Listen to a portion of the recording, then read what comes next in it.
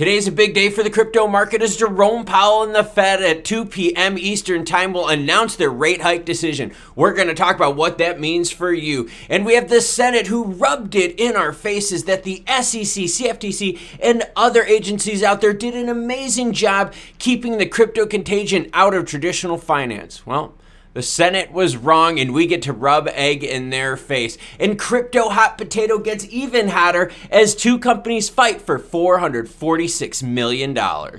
Let's take the lights down just a little bit and set the mood. All right, Bitcoin sitting at 23,102, ETH 1581, XRP sitting at 40.3 cents, and XLM sitting at 8.9. All right, so here's the setup. XLM, we would like to be at that 9-cent mark before it. Again, this has to do with floors and ceilings. XRP is holding above their target where they need to, as well as Bitcoin, but Ethereum under that 1,600 mark. Why is it important? Well, it has to do with Jerome Powell and the Fed. Everyone will get to it. But first, crypto hot potato gets even hotter. Voyager responds to FTX's attempt to recover $446 million. So FTX and Voyager, they're saying, hey, this happened so closely together that, you know what, we should get that money back. And the other company's like, well, yeah, but we knew it was on the books. You knew it was on the books, blah, blah, blah. That's a set, done deal. So you got these two companies fighting over $446 million. As for a court filing, the creditors of Voyager and Voyager Digital itself have rejected FTX sister company Alameda Research attempt to recover $445.8 million in loan repayments that were made to Voyager Digital before the bankruptcy filing. They even made an interest payment on it. So again, doesn't that constitute a loan agreement? And this is why I say the lawyers always win, because within these bankruptcy proceedings, the lawyers have to do more and more work. There's more and more creditors, debtors, and all that kind of fun stuff listed on these sheets because crypto hot potato, that web just gets more and more crazy. So what happens is you're waiting for this case over here to kind of go and pay its people out. Then you need to get the payment from those people over to this person here who then has to pay what? Yours right here for the tune of $446 million. This will take a lot of time to unravel, but let's be honest here. The longer this goes, the less and less it's worth, as lawyers as well as just general fees eat up the pool of funds. But now on to sometimes you just gotta choke it. And I'm not talking about the chicken, and I'm not talking about Andrew Tate action. I'm talking about Big Daddy Jerome Powell choking the economy, hopes to kind of balance out that supply and demand thing that we had go wonky during the Rona time.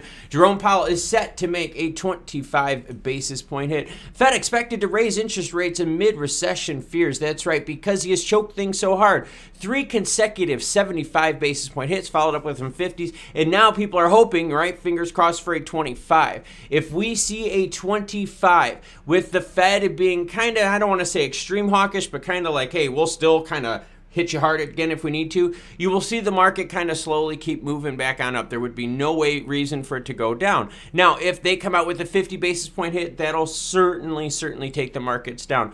Here's the thing.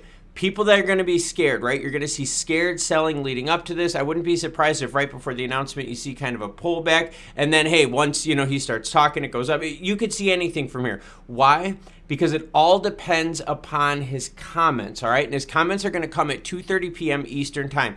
So the announcement's at 2, right? And again, 25 basis point hit, there's no reason the market in the overall long term is not going to keep moving up. A 50, that'll really pump those brakes and put some red candlesticks on the screen. If we get a 50 today, that's going to be a bad one.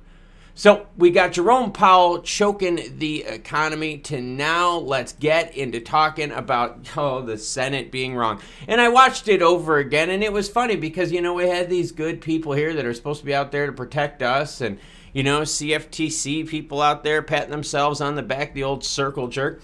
U.S. Senator Silvergate further introduced crypto risk into traditional banking. Silvergate's dealings with FTX and Alameda demand closer examination, according to a new letter from U.S. senators, including Elizabeth Warren. John Kennedy and Roger Marshall are the other ones that have been part of this whole action.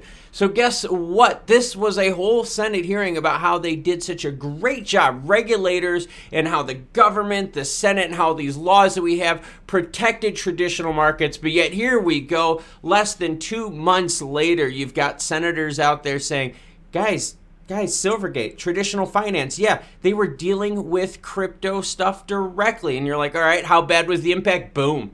There you go. Sitting at highs of 160. now all the way down to $14.24, traded on the New York Stock Exchange. So as we saw the whole Senate, patting each other on the back December 1st of 2022, now, like I said, 2 months later, you've got them saying, no, we've got some big problems here. Well, come on, guys. Calling out the senators for messing it up, because when they get a chance, yes, they will definitely pat themselves on the back. But guess what? We've seen time and time again, the Senate, the House, governments as a whole have been wrong. We'll keep the lights down dim for this closeout segment here. So the Fed thing, it's pretty simple, right? 25 basis point hit. There's no reason the market really shouldn't keep on moving up. The strength of it depends on the Fed. Jerome Powell's comments at 2:30. Now, 50 basis point hit. Yep, that'll definitely send things on back down to the basement.